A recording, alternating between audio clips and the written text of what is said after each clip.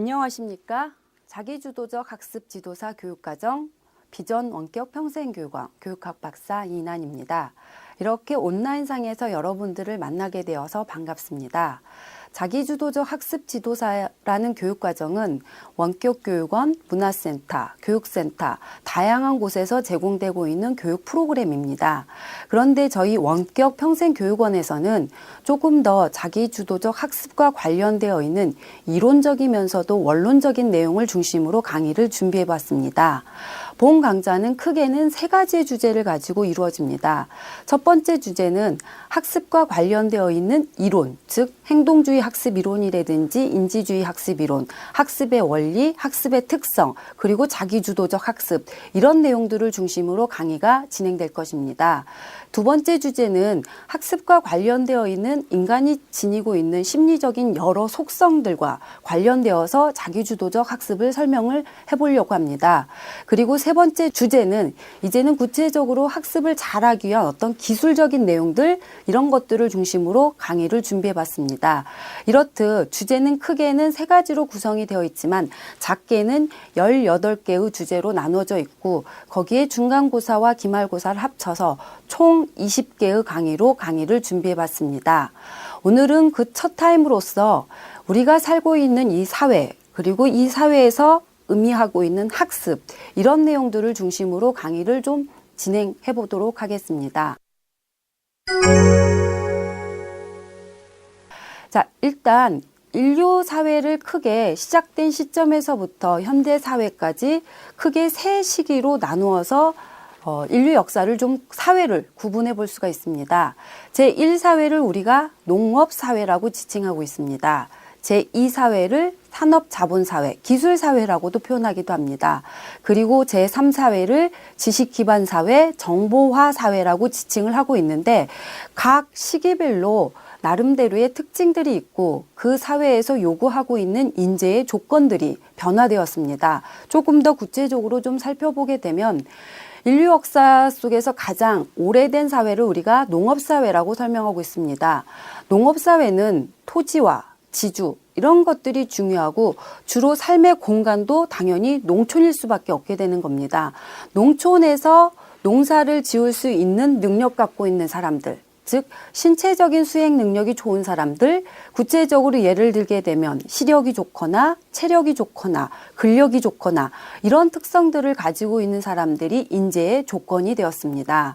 그런데 인류 역사가 농업사회에서 산업자본사회로 넘어가게 되면서 산업혁명이라고 하는 하나의 사건이 일어나게 됩니다. 따라서 산업혁명을 계기로 더 이상 사회는 농업사회가 아니라 산업자본사회라고 하는 걸로 즉 기술사회로 전환을 하게 됩니다. 주로 산업자본사회라든지 기술사회는 공장과 자본이 중심이 되다 보니까 삶의 거주 공간도 농촌에서 도시로 이주를 하게 되는 겁니다. 공장이다라고 하는 어떤 기계화되어 있는 시스템, 거기에 좀 잘 적응할 수 있는 능력, 따라서 기술에 적응할 수 있는 능력, 심리적인 속성으로 비유하자게 되면 근면하거나 부지런하거나 성실하거나 그리고 기계를 잘 다룰 수 있는 능력 갖고 있는 사람 이런 특성들이 아무래도 인재의 조건이 되게 되는 겁니다. 그런데 산업자본사회에서 끄트머리에 인류 역사 속에서는 지식혁명이라고 하는 하나의 사건도 일어나게 됩니다. 이 지식혁명을 기반으로 해서 더 이상 사회는 산업자본사회가 아니라 지식기반사회, 정보화사회로 전환을 오게 되는 겁니다. 말 그대로 지식기반사회, 정보화사회는 지식과 정보가 주축이 되는 사회라고 볼 수가 있게 되는 겁니다.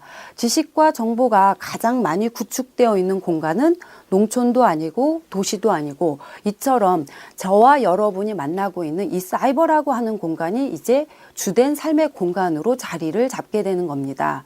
그런데 이 지식이라고 하는 것은 정보라고 하는 것은 아주 기하급수적으로 증가하는 특성을 가지고 있고 점점점 수명이 단축된다라고 하는 특성을 가지고 있게 되는 겁니다.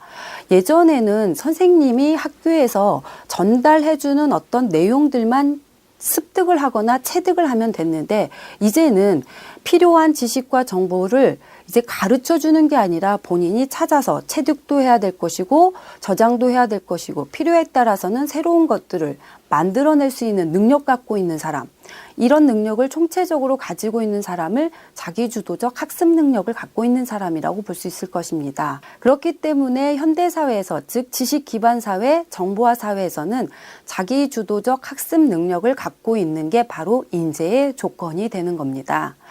예전에 이런 말이 있었습니다. 예전에는 모르는 게 약이다 라고 했습니다. 그런데 이 말이 이제는 아는 게 힘이다 라고 하는 걸로 바뀌었습니다.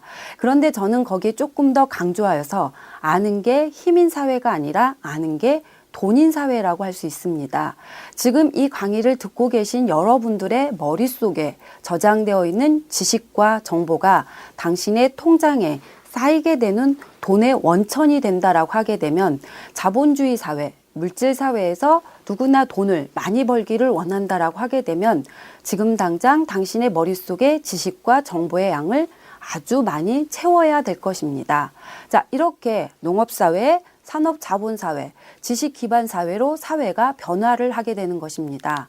그런데 제가 여기에서 잠깐 퀴즈 하나를 좀 내보도록 하겠습니다. TGIF라고 하는 용어가 있습니다. 이 TGIF라고 하는 용어가 혹시 무슨 뜻인지 알고 계십니까? 네. 2010년도까지만 하더라도 TGIF에 대해서 Thanks God It's Friday라고 해석을 하고 있었습니다. 신이여 감사합니다. 금요일을 주셔서.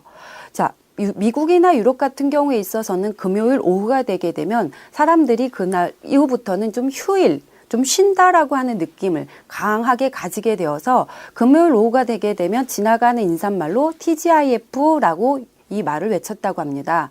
그런데 2010년도까지에는 TGIF가 Thanks God It's Friday라는 말로 해석이 될 수 있지만 2010년도 이후부터는 조금 다른 의미로 해석이 되고 있습니다. TGIF는 트위터, 구글, 아이폰, 페이스북 이 앞글자를 따서 이제는 TGIF라고 지칭하고 있습니다. 전 세계인의 지구촌 소식을 시시각각 전해주고 있는 또한 지구촌을 일깨우고 있는 트위터, 그리고 모르는 게 없다라고 할 수 있는 구글, 그리고 언제 어디서나 어느 시간대라도 즉 새벽이든지 점심이라든지 저녁이라든지 화장실에서나 아니면 책상에서나 근무지에서나 내가 원하는 정보를 찾아볼 수 있는 내 손 안의 PC, 아이폰, 그리고 네 번째로 전 세계 글로벌한 인적 네트워크라고 할 수 있는 페이스북.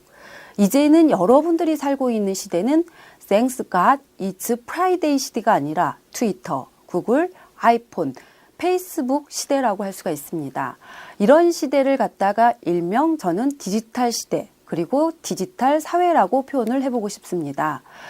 디지털 시대에서는 디지털 사회에서는 디지털 시대와 디지털 사회에서 요구하고 있는 라이프 스타일이 조금 이루어져야 될 것입니다. 이 말을 TGIF 라이프 스타일이라고 한번 조심스럽게 붙여본다면 최신의 지식과 정보가 내가 앉아있는 이 자리에서 교환이 되고 취사 선택이 될 수 있는 그런 라이프 스타일이라고 할 수가 있습니다. 그러다 보니까 정치도 바꾸고 사회도 바꾸고 경제, 문화, 예술 이런 전 영역에 있어서 변화가 이루어지고 있습니다. 실질적으로 의사소통하는 방식도 인간관계의 방식도 변화되고 있는 것을 종종 볼 수가 있습니다. 과거에는 제가 오프라인상에서 강의를 하다 보게 되면 쉬는 시간에 또래 친구들과 얘기를 하면서 소리가 많이 들렸는데 요즘에 쉬는 시간에는 사람의 목소리가 잘 들리지는 않습니다. 다 각자가 PC를 가지고 핸드폰을 스마트폰을 가지고 그 안에서 사람을 만나고 있고 그 안에서 의사소통을 하고 있는 걸 본다면 이제는 인간관계와 의사소통의 방식에도 변화가 이루어진 것 같습니다. 여기에 교육시장도 변화가 필요하다라고 판단됩니다. 주입식 학습과 사교육에 의존하고 있는 이러한 교육의 방태를 저는 구태의연한 교육의 방식이라고 표현하고 싶습니다. 학원으로 왔다 갔다 하면서 내신은 1등급은 받았지만 혼자서는 아무것도 못해요 라고 하는, 그리고 학습 중독과 공부 중독이라고 하는 말보다는 학원에 중독되어 있는, 사교육비가 공교육비를 능가하고 있는 이러한 방식들은 이제 더 이상 TGIF 라이프 스타일의 시대는, 즉 디지털 시대에는 맞지 않는 교육의 방식이라고 볼 수 있습니다. 디지털 시대에서 요구하고 있는 교실도 변화가 이루어지고 있고 그 교실에서 이루어지고 있는 학습의 방법도 조금은 이제 현실적으로 방법이 모색이 되어야 될 필요가 있을 겁니다. 그래서 제가 조심스럽게 21세기가 만약에 새로운 지식을 생성해낸 능력을 갖고 있고 새롭게 생각해내고 만들어낼 수 있는 능력을 갖고 있는 것을 인재의 조건이라고 표현한다면, 즉 앞장에서 표현한 것처럼 어떤 지식 정보를 스스로 체득하고 필요에 따라서는 새롭게 만들어낼 수 있는 자기주도적인 학습 능력을 갖고 있는 게 인재의 조건이 된다라고 하게 되면 우리의 교실과 현실적인 교육의 방법에도 변화가 이루어져야 될 것이고 자기 스스로 목표를 세우고 공부할 수 있는 능력을 갖고 있는 게 필요하다라고 판단됩니다. 즉 과제를 스스로 해결할 수 있는 능력, 이제 주는 사실을 그냥 받아들여서 기억하고 체득하는 게 아니라 일단 과거의 지식은 체득을 하고 주어진 문제를 만들어내기도 하고 주어진 문제를 스스로 해결할 수도 있고 필요에 따라서는 새로운 지식과 정보를 생성해낼 줄도 아는 능력, 이런 능력을 갖고 있는 사람들을 빨리 우리 교육시장에서는 현실적인 인재로 만들어낼 필요가 있다라고 봅니다. 잠시 2009년도 개정교육과정의 얘기를 좀 해보도록 하겠습니다. 2009년 개정교육과정은 2011학년도 초등학교 1학년과 2학년, 중학교 1학년, 고등학교 1학년을 적용을 하는 걸 시작으로 해서 2013년도까지, 즉 초등학교 1학년에서부터 6학년까지, 중학교 1학년에서 고등학교 3학년까지 다 적용을 한다라고 하는 교육과정입니다. 이 교육과정의 내용을 하나씩 좀 살펴보게 되면 일단 교육의 목적이 좀 바뀌었습니다. 2009년도 개정 교육과정 이전에는 교육의 목적이 바로 무엇이었느냐 하게 되면 국내의 인재를 양성하는 게 교육의 목적이었습니다. 그런데 2009년도 개정 교육과정은 글로벌한 시장에서의 창의적 인재를 양성하는 게 교육의 목적입니다. 이렇듯 우리가 살아야 될 시장이 국내가 아니라 이제는 전 세계라고 하는 시장으로 보다 넓어졌고 그 넓어진 시장 안에서 새로운 것들을 생성해내고 만들어낼 수 있는 능력을 갖고 있는 사람을 인재로 보겠다라고 하는 개념입니다. 두 번째로 학년군과 교과군이 도입이 되었습니다. 그리고 그 결정권을 이제는 각급 학교장에게 넘기게 되었습니다. 따라서 이거는 무슨 의미냐라고 하게 되면 중학교 1학년, 2학년, 3학년 때 배우게 되는 윤리를 이제는 한 학년에 집중해서 배울 수도 있다. 그런 것들을 갖다가 각급 교장의 재량권에 넘기게 된다라고 하는 의미입니다. 그리고 세 번째로 보게 되면은 우리가 학교를 다니면서 배워야 될 교과목의 수도 이제는 줄였습니다. 과거에는 13과목으로서 조금은 폭넓게 교과목들을 좀 다뤘다라고 하면은 이제는 8과목으로 줄이면서 넓이보다는 한 과목이라도 좀 깊게 공부를 하는 것들을 조금 더 중요하게 봐야 된다라고 하는 그런 움직임을 가지고 있습니다. 그리고 네 번째로 수업의 방법에 있어서도 블록타임제라고 해서 집중 이수 수업 방법이 모색이 됩니다. 우리가 초등학교는 1시간당 40분, 중고등학교 45분, 50분 수업을 진행을 하다 보게 되면 교사가 중심이 되어서 강의정 방식으로 수업이 진행될 수밖에 없는 경우가 많습니다. 실험을 한다든지 조사를 한다든지 토론을 한다든지 아니면 프로젝트를 한다든지 했을 때는 40에서 50분이라고 하는 수업의 시간이 너무 제한되어 있다 보니까 이제는 이런 수업의 방법에 따라서 어떤 과목은 70분, 어떤 과목은 60분, 이렇게 80분 이런 식으로 교육을 실시하고 있는, 즉 수업을 실시하고 있는 방법들을 좀 바꿀 수 있는 재량을 좀 가지게 되는 겁니다. 그리고 마지막으로 창의 인성 교육이라고 하는 것과 체험 활동을 좀 강조한다라고 하는 게 개정 교육과정의 내용입니다. 학교 안에 보게 되면 재량 활동이라든지 진로 활동, 봉사 활동, 동아리 활동, 자율 활동 이런 것들이 있는데 물론 그전에도 이런 것들은 존재했습니다.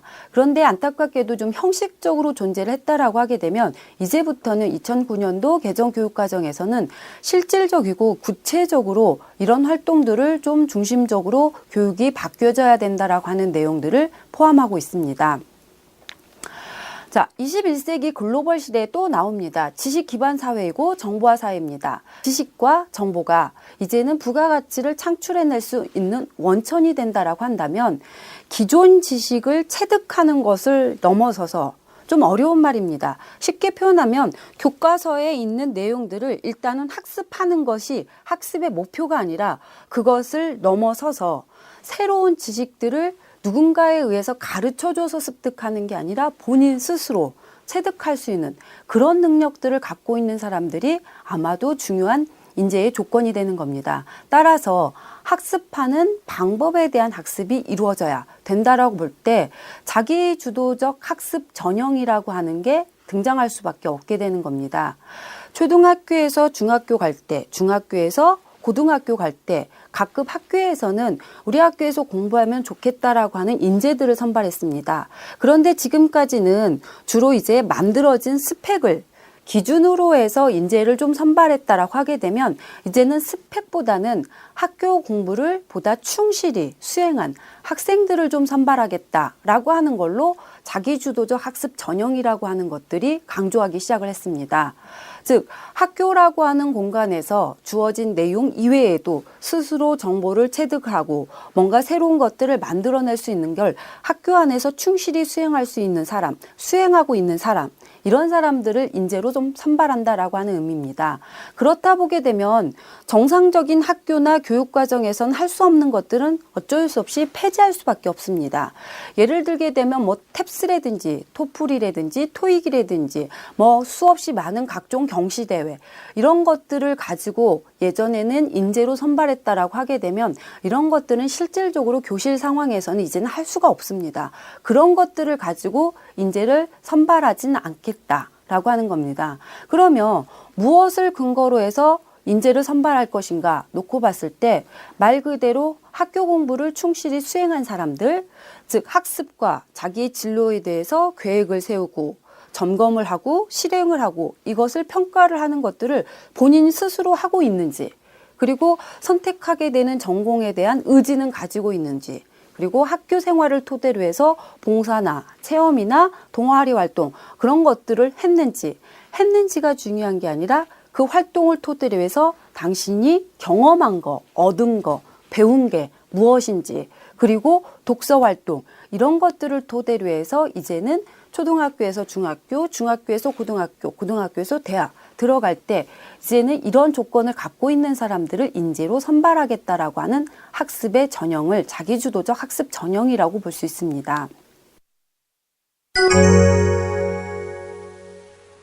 이제는 조금 원론적이면서도 이론적인 학습에 대한 얘기를 좀 해보도록 하겠습니다. 학습이란 무엇인가? 라고 묻게 된다면 정의를 내릴 때 가장 손쉽게 정의 내릴 수 있는 방식이 바로 사전적 정의라고 할 수 있을 것입니다. 사전에서 학습이란 배우고 익힌다 라고 하는 뜻을 가지고 있습니다. 따라서 배울 학과 익힐 습을 합쳐서 배우고 익히는 것, 즉 새로운 기술이나 어떤 지식들을 갖다가 배우고 익히는 게 학습이다 라고 정의를 내려볼 수 있습니다. 그런데 이렇게 사전적인 정의 말고 우리가 이제 좀 더 학문적으로 들어가서 전문적으로 들어가서 학습은 뭐라고 정의를 내려볼 수 있을까라고 하는 것은 다음 슬라이드에서 좀 살펴보도록 하겠습니다. 그 전에 학습이라고 하는 단어가 가지고 있는 몇 가지 조건이 있는데 이 조건을 조금은 정확하게 알고 계셔야 다음 장에서 나오게 되는 학습에 대한 정의가 쉽게 이해가 되실 것입니다.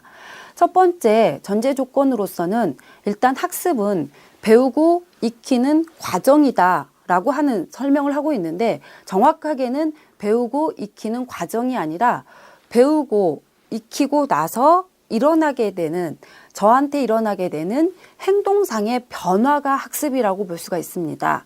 물론 이 행동은 인지적인 것도 들어가고 정의적인 것도 들어가고 신체적인 것도 들어가게 되는 겁니다. 우리가 행동이라고 하는 단어는 크게 세 가지로 구성이 되어 있는데 첫 번째가 인지, 두 번째가 정서, 세 번째가 행위 이렇게 세 가지를 합쳐서 행동이라고 정의를 내려놓고 있고 배우고 익히고 나서 인지와 정의적인 측면, 신체적인 측면 무엇인가가 변화가 이루어졌다. 우리는 그것을 학습으로 정의를 내립니다. 또한 두 번째로 학습은 두 가지의 방법으로 이루어지는데 타자 주도적으로 이루어지기도 하면서 자기 주도적으로 이루어진다라고 하는 의미가 들어가 있습니다. 과거에는 자기 주도적인 의미보다는 누군가에 의해서 이루어진다라고 하는 타자 주도적인 학습의 의미가 강조되었다라고 하게 되면 지금은 타자 주도적보다는 자기 스스로 학습에 참여한다라고 하는 자기 주도적이라는 의미가 조금 더 강조되는 사회라고 볼 수 있습니다. 세 번째로 이런 것들은 학습에서 제외하고 있습니다. 따라서 학습인 것과 학습이 아닌 것을 구분할 때 첫 번째로 선천적인 반응 성향은 학습으로 간주하지 않습니다. 예를 들게 되면 제 앞에서 누군가가 눈을 이렇게 손뼉을 딱 치게 되면 제 눈이 깜빡 하고 일어나는 그 종마다의 나름대로의 특유한 반응들, 이런 것은 학습으로 간주하지 않습니다. 두 번째로 성숙에 의한 행동상의 변화도 학습으로 간주하지 않습니다. 예를 들어서 나이가 들면서 키가 큰다든지 체중이 증가한다든지 자연스럽게 뭔가 시력이 변화가 일어난다든지 이런 것들은 학습으로 간주하지 않습니다. 그리고 세 번째로 일시적으로 일어나는 행동상의 변화도 학습으로 간주하지 않습니다. 예를 들게 되면 약물이라든지 피로 아니면 병으로 인해서 어느 순간 한 번 나타나게 되는, 일시적으로 나타나게 되는 행동이 변화되었다 하더라도 이런 것들은 학습으로 간주하지 않습니다. 따라서 학습이라고 하는 단어를 보다 정확하게 이해하기 위해서는 배우고 익힘의 결과로 나타나는 행동상의 변화이자, 그리고 학습은 자기주도적이면서도 타자주도적이라는 의미가 들어가 있고 현대사회에서는 자기주도적을 좀 강조한다. 그리고 선천적인 반응 성향, 성숙에 의한 행동상의 변화, 그리고 일시적인 행동상의 변화는 학습으로 간주하지 않는다. 이 세 가지의 좀 전제 조건을 제시하고 학습에 대한 진짜 의미, 학문적이고 좀 전문적인 의미를 좀 살펴보도록 하겠습니다. 학습이란 한 개체에 어떤 것이 되었든지 간에 경험이 되었든 연습이 되었든 혹은 그게 직접적으로 되었든 간접적이 되었든 그거로 인해서 일어나게 되는 비교적 영속적인 행동상의 변화라고 정의를 내려볼 수 있습니다. 자, 앞서 말한 것처럼 왜 여기에 비교적 영속적이라고 하는 말을 집어넣느냐라고 하게 되면 앞장에서 병이라든지 피로라든지 이런 것으로 일어나게 되는 일시적인 행동상의 변화는 학습으로 간주하지 않는다라고 표현했기 때문에 영속적이라고 하는 용어를 사용하게 되는 겁니다. 그리고 행동은 인지와 정서와 행위 세 가지의 측면을 다 합쳐서 학습의 대상으로 간주를 하고 있기 때문에 학습이 이루어져서 인지적으로 변화가 일어나거나 정서적으로 변화가 일어나거나 행동상의 변화가 일어나거나 이런 것들은 다 학습으로 간주하는 것입니다. 그런데 여기에 또 하나 변화라고 하는 단어에 대한 의미를 잠깐 살펴보겠습니다. 변화의 반대말은 고정입니다. 따라서 앞으로 가는 것도 변화가 될 수 있을 것이고 현 상태에서 뒤로 가는 것도 변화가 될 수 있습니다. 앞으로 가는 것, 즉 정규 분포 곡선을 기준으로 놓고 봤을 때 가운데 0을 기준으로 플러스 방향으로 가는 것도 변화인 것이고 마이너스로 가는 것도 변화이긴 한데 우리가 교육학이라고 하는 학문의 특성상 뭔가 학습을 했는데 마이너스로 간다. 라고 하는 즉 소극적이면서 더 하강적으로 변화가 일어난다. 이런 것들은 학습으로 간주하지 않습니다. 왜냐하게 되면 교육이나 학습은 같이 지향성을 좀 띠고 있는 학문이다 보게 되니까 인간의 행동을 변화시킬 때는 0을 기준으로 해서 플러스 쪽으로 변화시킨다라고 하는 즉 적극적이고 상승적으로 변화시킨다라고 하는 의미를 학습으로 간주하고 있습니다. 다시 한번 정의를 내려보게 되면은 한 개체가 경험이나 연습을 직접적으로 했든 간접적으로 했든 그런 걸로 인해서 일어나게 되는 비교적 영속적인 인지와 정서와 행동상의 변화를 학습이라고 볼 수 있습니다. 자, 이 학습이라고 하는 단어에 가지고 있는 몇 가지의 특성이 있고 그리고 원리가 있는데 특성과 원리를 하나씩 살펴보도록 하겠습니다. 특히 자기주도적 학습이라고 하는 단어 속에서는 학습자 중심의 자발성이라든지 수평적 관계에 의한 상호 학습성이라든지 학습의 경험을 자원화한다든지 다양성과 이질성을 인정하고 있는 융통성이라든지 그리고 학습 과정 중심의 즐거운 학습이라든지 이런 5가지 특성은 자기주도적 학습에서 무엇보다도 강조하고 있는 부분이라고 할 수가 있습니다. 특히 학습을 시작을 해서 학습이 이루어지고 있는 과정 그리고 결과적으로 봤을 때 누군가가 시켜서 하는 타율적이며 강요나 힘에 의해서 하는 학습보다는 학습자 스스로 자발성을 가지고 시작을 해서 진행을 하고 결과를 봤을 때 훨씬 더 생산적이고 효율적이다라고 하는 사실은 다 알고 계실 겁니다. 따라서 학습자 중심의 자발성은 자기주도적 학습에서 무엇보다도 강조하고 있는 특성이라고 볼 수가 있습니다.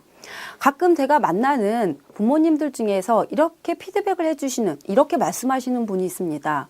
혼자서는 자꾸 아무것도 안 하게 되니까 제가 옆에서 자꾸 시키게 됩니다. 그런데 시키면은 잘 해서 어쩔 수 없이 이렇게 시키게 되는데 한 번쯤은 시켜서 계속 하게 되게 되면은 결국에는 혼자서 학습을 못하게끔 학습시킬 수 있다라고 하는 것도 꼭 기억을 해두셨으면 좋겠습니다. 자, 두 번째로는 과거의 학습이나 지금의 학습이나 여전히 교사와 학습자는 존재하고 교사와 학습자의 관계가 예전에는 수직적, 즉 위계적인 특성을 가지고 있었다라고 하게 되면 이제는 좀 수평적인, 조금 더 크게 표현한다면 네트워크적인 이러한 상호학습성을 좀 강조하고 있는 특성이 있습니다.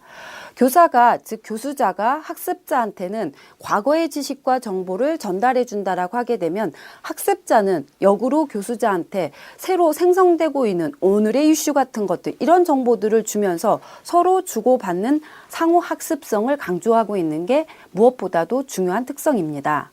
자, 그리고 세 번째로 학습자 경험의 자원화라고 하는 특성을 가지고 있는데 기존에는 교수자가 학습자한테 전달하고자 하는 내용이 주로 교과서 중심적인 교과서 안에 있는 내용이 주축이었다라고 하게 되면 지금도 여전히 교과서의 내용은 무시할 수는 없습니다. 그런데 단순하게 교과서의 내용만 강조하는 게 아니라 더불어서 그 교과서의 내용과 관련되어 있는 학습자가 가지고 있는 어떤 자원이나 경험들 이런 것들도 끄집어내서 학습을 진행을 해야 된다. 학습 상황이 이루어져야 된다. 이런 특성을 의미합니다. 그리고 네 번째로는 다양성과 이질성을 인정하는 융통성이라고 하는 특성을 가지고 있는데 과거에는 획일화되어 있고 일률화되어 있는 어떤 특성, 고정성을 축으로 가지고 있다라고 하게 되면 이제는 학습자가 가지고 있는 다양한 특성들 그리고 학습자의 천차만별한 이런 선호성들을 갖다 인정하면서 학습이 이루어져야 된다. 이런 특성을 의미합니다. 그리고 마지막으로 학습 과정 중심의 즐거운 학습도 중요하게 되는데 잘하는 것도 중요하지만 좋아하는 것도 중요합니다. 이 부분은 아마 다음 장에 학습의 원리에 대해서도 또 한번 나오게 될 것입니다. 학습자가 학습을 시작해서 학습의 결과까지 하는 과정이 보다 즐거워야 되는, 즉 학습의 과정에 중시를 해야 되는데 우리 사회를 좀 살펴보게 되면 학습의 과정보다는 학습이 이루어지고 있는 결과, 그 이후에 주어지는 무엇 이런 것들을 너무 강조하고 있게 되는데 이런 방식은 이제 자기주도적 학습의 특성하고는 좀 맞지가 않는다라고 볼 수 있습니다. 자, 마지막으로 학습의 원리에 대해서 좀 살펴보도록 하겠습니다. 여기에서는 자발성의 원리, 개별화의 원리, 그 다음에 통합의 원리, 사회화의 원리, 그 다음에 직접 경험의 원리, 흥미의 원리, 한 6가지의 원리를 좀 제시해 보고자 합니다. 학습의 첫 번째 원리는 자발성의 원리입니다. 즉, 학습의 활동에 의혹을 갖고 학습자가 능동적으로 참여할 수 있도록 유도를 하셔야 되는 겁니다. 특히 자기주도적 학습에서는 과거에는 교사 중심의 활동과 교사 중심의 어떤 주체적인 학습이 이루어지다 보게 되니까 주로 학습자는 수동적이거나 피동적인 그런 입장을 많이 취하고 있었다라고 하게 되면 이제는 자기주도적인 학습에서는 학습자 중심의 활동이 주축이 됩니다. 그렇기 때문에 교수자의 역량보다는 학습자의 역량이 보다 중요해지는 것이고 학습자의 역량이 좀 잘 발휘될 수 있도록 하기 위해서는 학습자 스스로가 학습에 임할 때 수동적이거나 피동적인 게 아니라 능동적인 입장을 가지고 학습에 참여를 해야 보다 생산적인 결과를 끌어낼 수가 있게 된다라고 하는 원리입니다. 자, 두 번째 학습의 원리라고 하는 것은 개별화의 원리입니다. 학습자 개인을 존중하고 개인의 특성을 살리자고 하는 의도인데, 인간은 누구나 공통적으로 일반적으로 가지고 있는 보편적인 특성이 있습니다. 예를 들어서 저도 눈이 두 개이고 코도 하나이고 입도 하나입니다. 이 강의를 듣고 계신 여러분도 눈은 두 개일 것이고 코도 하나일 것이고 입은 하나일 것입니다. 그래서 저나 여러분이나 이렇게 같은 특성을 가지고 있지만 저의 얼굴과 여러분의 얼굴은 같습니까? 다릅니까? 당연히 다르다라는 거죠. 자, 그래서 인간은 누구나 보편적으로 가지고 있는 특성도 있지만 한 개인이 고유하게 가지고 있는 특별한 특성도 있기 때문에 학습이 이루어지기 위해서는 자기 스스로 보다 주도적으로 학습이 이루어질 수 있도록 교수자가 학습자의 개인적인 특성을 잘 파악한 내용을 근거로 해서 어떤 적절한 피드백이라든지 지도 방안이 제시되어야 한다라고 하는 원리가 될 것입니다. 또한 또 내 안에서도 개인 간의 차이도 있을 것이고 내 안에서의 개인 내 차이도 있다라고 하는 것도 기억해 두셨으면 좋겠습니다. 자, 세 번째 학습의 원리는 통합의 원리라고 하는 게 있습니다. 학습자의 인지적이면서 정의적이면서 신체적인 행동 특성을 발전시키자라고 하는 것을 유도해야 된다라고 하는 원리입니다. 현재 우리나라의 교육의 이상적인 목표는 전인적인 인간을 양성하는 것을 교육의 목표로 두고 있습니다. 과연 그러면 전인이라고 하는 것은 인지적인 측면도 발달해야 될 것이고 정서적인 측면도 발달해야 될 것이고 신체적인 측면도 골고루 발달했을 때 전인이라고 볼 수가 있습니다. 그런데 현행 우리나라의 교육 과정이나 교육의 내용이나 교육의 방법을 약간은 비판적 시각에서 좀 평가를 해보게 되면 우리나라 교육은 대체적으로 개체의 인지적인 측면을 너무 발달시키고 있는 교육 과정인 것 같습니다. 교육의 내용인 것 같기도 합니다. 이에 비해서 신체적인 측면이나 정서적인 측면을 많이 간과하고 있는데 자기주도적 학습이라고 할 때 학습자가 스스로 학습에 잘 할 수 있도록 유도하기 위해서는 교수자는 학습자의 인지적인 측면도 발달시켜야 될 것이고 신체적인 측면도 발달시켜야 될 것이고 정서적인 측면도 발달시켰을 때 보다 생산적인 결과를 끌어낼 수 있을 것입니다. 그런데 약간 이거는 옆으로 좀 새서 좀 원론적인 얘기를 하나 해보도록 하겠습니다. 지금 이 강의를 듣고 계신 여러분들은 학습자의 인지적인 측면을 발달시킨다라고 했을 때 그 인지적인 발달의 내용을 과연 추상적이면서도 이론적인 지식을 인지라고 볼 것인지 아니면 우리가 살고 있는 이 현실에 필요한 실용적이면서도 실질적인 지식을 인지라고 볼 것인지 한번 선택을 한번 해보시기 바랍니다. 자, 두 번째, 정의적인 측면도 마찬가지입니다. 바람직한 행동을 인식하고 있다라고 하는 것을 정의적인 측면으로 볼 것인지 아니면 바람직한 행동을 내가 실천하고 있다, 행동으로 옮기고 있다, 이것을 정의적인 측면으로 볼 것인지 한번 선택을 해보시기 바랍니다. 그리고 세 번째로 신체적인 측면을 볼 때도 건강하고 강인한 신체를 신체적인 측면으로 볼 것인지 아니면 유연하고 민첩한 신체를 신체적인 측면으로 볼 것인지 이것에 대해서 정확하게 이게 인지이고 이게 정서이고 이게 행위다, 신체이다 라고 단정 지을 수는 없습니다. 이것은 이 강의를 듣고 계신 여러분들이 정하는 겁니다. 따라서 자기주도적 학습 지도사가 추상적이면서 이론적인 지식을 뒤로 보면서 바람직한 행동을 인식하는 것을 정의적인 측면으로 보고 건강하고 강인한 신체를 신체적인 측면으로 본다라고 하게 되면 이 지덕체, 즉 인지와 정서와 신체를 골고루 발달시킬 수 있는 내용이라든지 방법을 찾아서 학습자에게 제시를 하셔야 될 것이고 역으로 뭐 실증적이면서도 현실적인 지식을 보겠다, 바람직한 행동을 실천하는 걸 보겠다, 유연하고 민첩한 신체를 보겠다, 이쪽 부분을 좀 더 중요하게 본다라고 하게 되면 이것과 관련되어 있는 교육의 내용이라든지 교육의 방법이라든지 이런 것들을 개인적으로 조금 어렵게 표현한다면 철학적으로 심사숙고해서 이런 신념을 가진 상태에서 학습자를 만나서 학습자를 지도하고 그럴 필요는 분명히 있습니다. 따라서 자기주도적 학습 지도사는, 제가 강조하고자 하는 지도사는 단순하게 학습과 관련되어 있는 기술적이고 기교적인 방법을 알려주는 사람이 아니라 보다 학습과 관련돼 있어서 조금은 투철한 교육 철학을 근거로 해서 학습자한테 자신감 가지고 일관성 있게 지도할 수 있는 그런 사람들을 조금은 만들어져야 될 필요성이 있고, 저는 여기 이 부분을 좀 더 강조해서 여러분들에게 자기주도적 학습 지도 내용을 좀 준비해 봤습니다. 다시 돌아가서 학습의 원리 네 번째인 사회화의 원리입니다. 학습자로 하여금 사회에 잘 동화할 수 있도록 한다라고 하는 것을 의미하는 원리인데, 사회화란 사회에 참여하여서 원만한 인간관계를 유지하면서 그 사회의 삶과 아니면 그 사회에 필요한 양식들을 배워나가는 것을 사회화라고 볼 수 있습니다. 그렇다고 보면 사회화의 주된 내용들은 예를 들게 되면 인간관계라든지 협동이라든지 책임감이라든지 이런 것들이 무엇보다도 강조되어야 될 것입니다. 간혹 우리 주변에 보게 되면 혼자서 잘하는 인재를 만들어내기도 합니다. 그런데 앞으로 사회에서는 혼자서 잘하는 인재가 아니라 같이 더불어서 잘할 수 있는 인재를 필요로 합니다.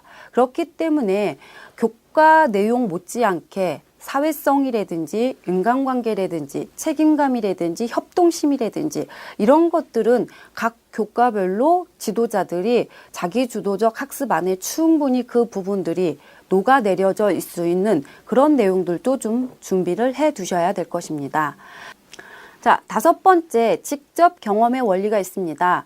설명 중심의 강의 방법보다는 구체적인 어떤 상황이나 사건이나 사물을 학습자가 직접 경험을 함으로써 학습을 하게 되었을 때 훨씬 더 학습의 효과성을 끌어낼 수 있다라고 하는 원리입니다.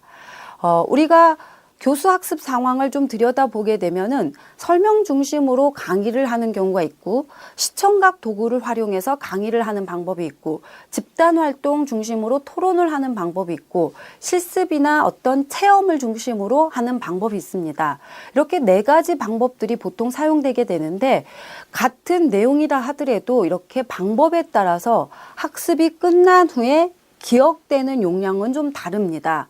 설명 중심의 강의법으로 진행을 하게 되었을 때 학습자가 기억하는 용량을 최대치 100%로 놓고 봤을 때 대략 10에서 20% 정도 기억을 한다고 합니다. 그런데 이에 비해서 시청각을 이용해서, 즉 영상이라든지 아니면 이런 소리라든지 이런 매체들을 이용해서 강의를 진행하다 보게 되면 30에서 40% 정도를 기억할 수 있답니다. 그리고 집단 활동으로 토론을 한다든지 토의를 한다든지 이런 식으로 진행을 하게 되면은 수업이 끝난 후에 대략 50% 정도를 기억할 수 있답니다.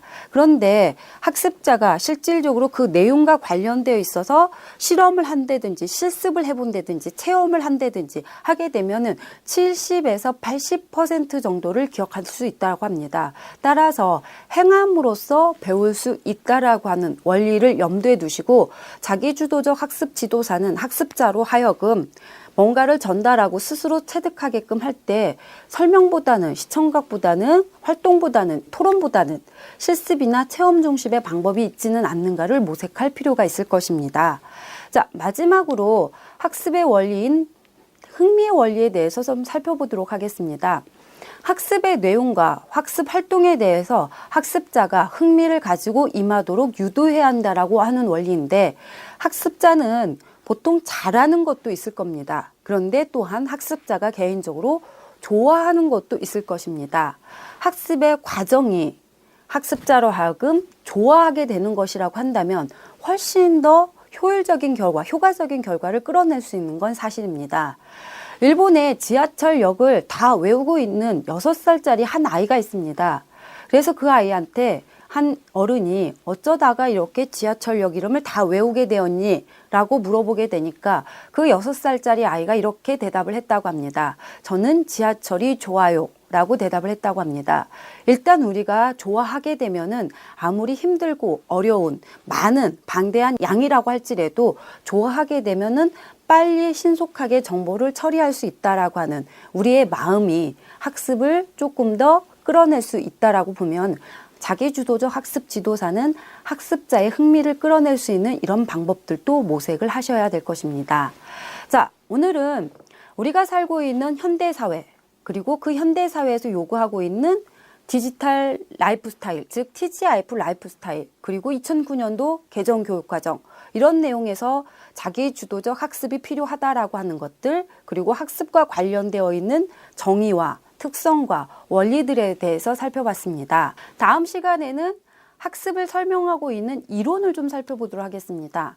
학습을 설명하고 있는 양대축의 이론이 크게 2가지가 있게 되는데 하나가 행동주의 학습 이론입니다. 2번째가 인지주의 학습 이론인데 다음 시간에는 그 내용들을 구체적으로 살펴보도록 하겠습니다. 수고하셨습니다.